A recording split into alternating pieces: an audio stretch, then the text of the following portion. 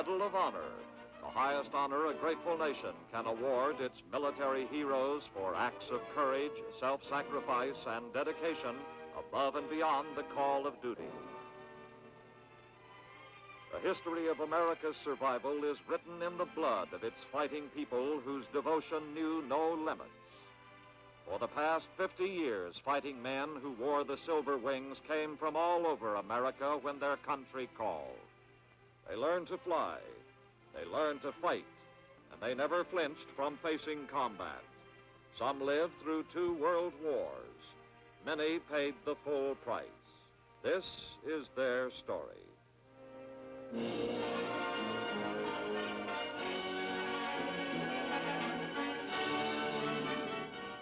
February 1944.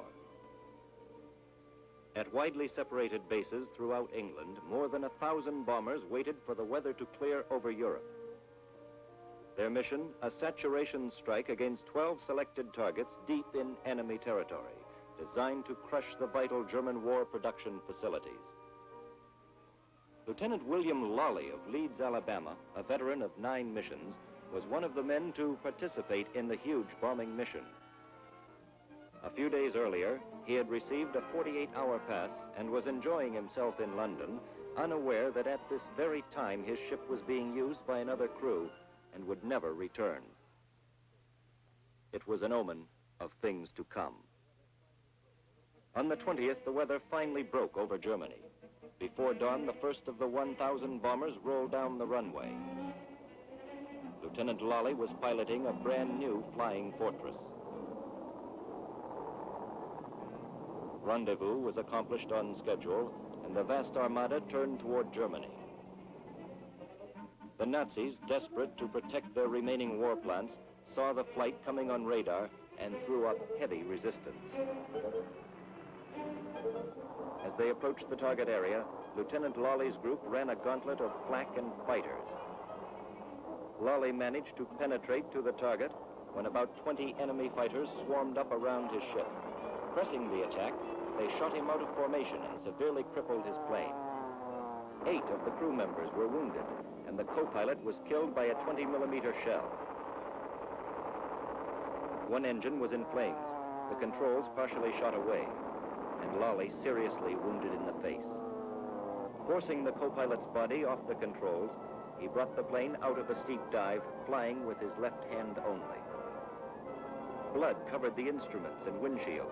Visibility was nearly impossible. The fire in the engine was spreading. The bombardier could not release his bombs because the racks were frozen.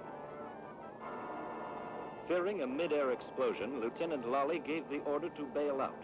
He was then informed that 2 men were so badly wounded they couldn't bail out. Risking his own life, Lawley decided to stay with the ship and, if possible, to fly his wounded crew back to the base nearly 1,000 miles away.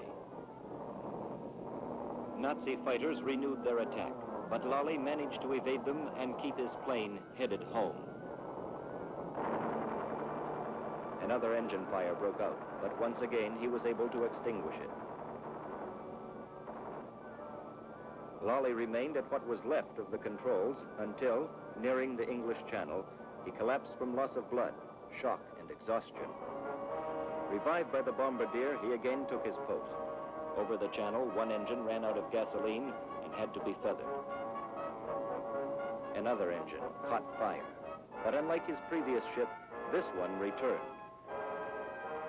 Lawley nursed the craft to the English coast and a successful crash landing on a small fighter base.